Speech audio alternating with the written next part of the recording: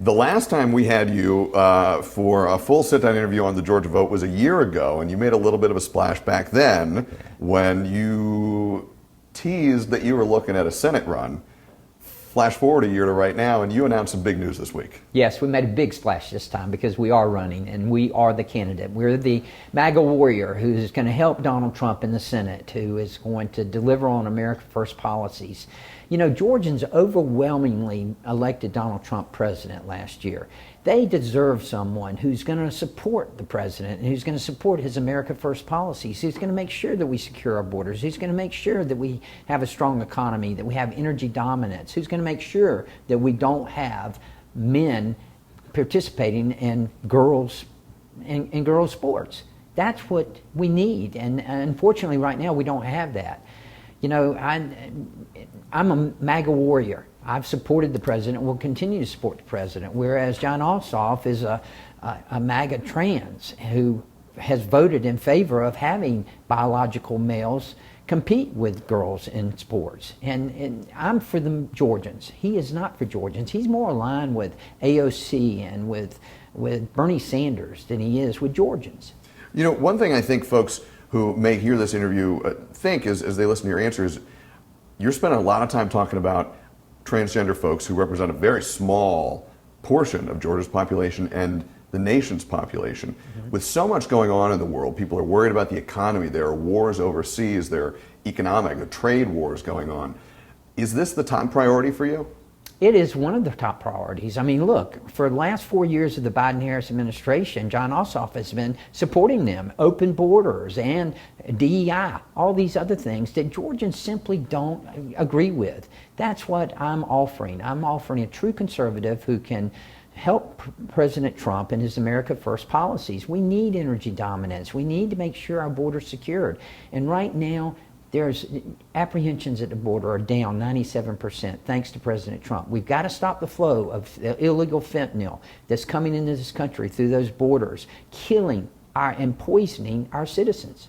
Let's talk about the economy here. Your ad used the phrase MAGA warrior. I didn't count, but I think you definitely said it a few times just in the answer to my first question. You are clearly positioning yourself as a very close embrace of President Donald Trump right now. Do you have any apprehension that as the economy moves forward, some economists have said that further economic trouble could be on the way? Do you embrace President Trump's economic message as well? Absolutely. Look, Donald Trump delivered one of the greatest economies in his first term that we've ever seen. It was humming until the Biden-Harris administration got in. Look, it's been tough these first 100 days. This president has addressed it head on. He's made promises and he's kept promises. Yeah, and addressing tariffs. Tariffs are tough. Let me tell you, that's not easy. This is something that has gone on for way too long, and if you ignore something, and you know it just festers and it gets harder to address. And he warned us. He said, "Look, this is going to be tough in the short term, but in the long term, it's going to pay off." And it paid off this week. We've got a new trade deal with the UK. There'll be more to follow. So he's going to achieve fair and balanced trade. The economy will respond to that, and we get this reconciliation bill passed, and we will get it passed. It's going to make sure that we extend the tax cuts that the first administration implemented, and that will make sure that we don't have the largest tax increase that we've ever seen in the history of this country. Now, you represent, I shouldn't say one of the most beautiful parts of our state, because I'm a big fan of our whole state here, but you do represent the entirety of Georgia's coastline. Yes. Included in that district, in your district, is a real hub of international trade. We're talking about the ports of Brunswick and Savannah, and then all the tack-on infrastructure that goes around it. Rail and freight and trucking and all the rest of it. How have President Trump's recently implemented tariffs impacted trade flowing through Savannah and Brunswick and the rest of your district? Well, you're absolutely right. The Georgia ports are the economic engine, not only of the state of Georgia, but the southeast United States. And yes, we've got to take care of those. And yes, the tariffs have had an impact on the ports. However, impact, just to be clear, impact in a negative way. Trade is down. Absolutely. But it is picking back up. And as time goes on, I think you'll see that curve shift, and I think you'll see it pick up even more. Georgia ports in Savannah continues to set records. Brunswick port, the #1 roll-on, roll-off port in the country. You know, both of them do outstanding work, and we're just fortunate to have that.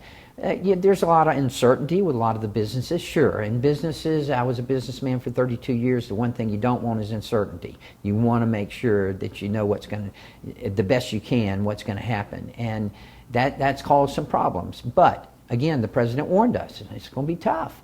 And tariffs is a tough issue. To somebody who might hear that and might be struggling financially, they're struggling to pay their bills every month. This is a reality for many, many, many people in our state and around the country. To hear the message that it's going to be tough for a little while, they might find that unsettling. What do you say to someone like that? Well, if you look at the entire economy, you see that jobs are up. We had a great report last month. More job growth than we were expecting. If you look at the price of gas, down 6.7% since he took office. The economy is going to do even better. I would submit to you that the Biden-Harris administration, we're still feeling the impact of their policies that were against Georgians and against Americans and caused all this. The highest inflation that we had had in decades. All of that was a result of policies. That's why policies are so important. Speaking of policies, we've talked about a lot of different policy areas, but I want to make sure I pose this question to you straight on because it's one a lot of voters want to know as well. When you look at the state of Georgia, what is the #1 problem facing our state right now? I think the #1 problem is obviously our economy. And again, that's why we're fortunate to have President Trump back in office so he can get this economy straightened out. I've had the honor and privilege of representing the entire coast for over 10 years now. And we had, in the last 4 years, we had people calling us, I can't afford gas to get to work, but I can't afford not to go to work. What am I going to do? Well, already, as I mentioned earlier, the price of gasoline is down. President Trump is having an impact. His first 100 days in office, I would submit to you, the most substantial 100 days of any president. What would you specifically, if elected, do to fix the economy? As you said, it's your #1 issue here. Sure. What we would do, and what I would do, would be support Donald Trump and his America First policies to make sure that we have energy dominance, to make sure that we have a secure border, to make sure that we have a strong economy. We make sure that we get the Tax Cuts and Jobs Act that was so successful in his first administration. Make sure we get those extended so that we don't see a 22% increase in taxes, which would happen if we don't get them extended. There are political analysts and pundits and political scientists, and you've been in politics a long time too, so you know this. The primary electorate is a different group of voters than a general election electorate. Primary electorates tend to be inside their own party, they tend to be more partisan, and then a general election is a different animal, sure. A different beast. Where I'm going with this, and what I'm curious for your thoughts on is, you've spent a lot of time in this conversation and in your commercial, which is running all over Atlanta airwaves. I've seen it this morning already. You spent a lot of time talking about social issues. Yes. Do you think that message will resonate with a general election electorate if you get the Republican nomination? I do, because I think that social issues are important. Economic issues are even more important. I think I've always believed that people vote with their pocketbook, and they do. And that's why I'm so confident in President Trump and his policies. Remember back 4 years ago to what we had. We had our economy, he had our economy humming. And then we got Biden-Harris in. And then they decided to declare war on fossil fuels. They decided to tell you what kind of car you were going to drive. They decided to tell you what kind of appliance you were going to use. People don't like that. Look, there's going to be a market for EVs. There's going to be a market for clean energy, because the people will want that. And that's what you have to do. You shouldn't have the heavy hand of government trying to tell you what you're going to do and what you're not going to do. When the government picks winners and losers, consumers lose. Do you think you'll get President Trump's endorsement? I have had President Trump's endorsement in the past, and I hope to have his endorsement in the future. I intend to do everything I can to work to get that.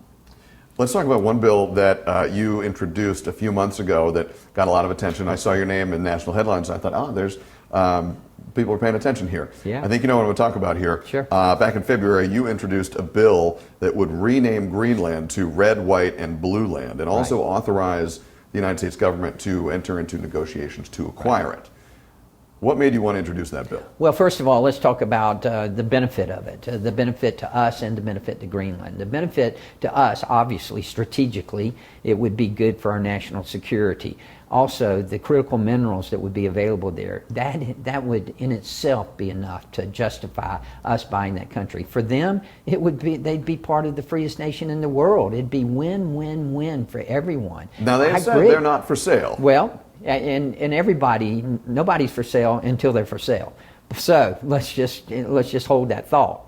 But at the same time, it is a good idea. And I support the president on it. I think that we ought to pursue that. We're going to need those critical minerals, and what he's doing in Ukraine now, and those deals that he's trying to make with those critical minerals.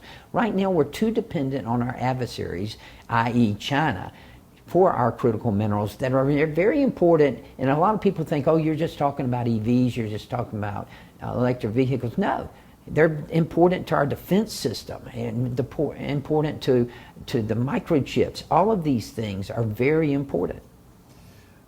I want to be respectful of your time. There's always a lot we can talk about, but I think a good place maybe to end here is this. You are the first major Republican candidate to enter the 2026 Senate race after Governor Kemp announced earlier this week that he is not going to be seeking that office. There will be other serious contenders who get into this Republican primary in this Senate race. What distinguishes you from them? Well, what distinguishes me is my record. I've been with the president. I've been with the America First movement for 10 and a half years that I've been a member of Congress, and I will continue to be that. And that's what we need in the Senate. Look, Brian Kemp's a good friend. We've known each other a long time. He's done an excellent job as governor, been a great governor. And I respect his decision. He made the right decision for he and his family. Now I hope to be the next man up, and I want to be the next man up because I am a MAGA warrior. I've been with the president the whole time, and I continue to be with him. Georgians deserve someone who is going to support the president. They voted overwhelmingly for him, and that's going to be me. Do Georgians, and forgive me, I do have one follow-up that this is what happens when, it gives me something to think about, but I do have one follow-up here. And we talked about it a little bit when you were last on the program.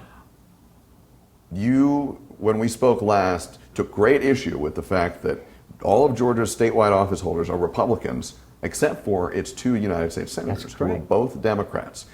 In the last election cycle, there were a lot of voters, relatively speaking, but there were a lot of voters in the last election cycle who voted for Senator Raphael Warnock and for Governor Brian Kemp. Right.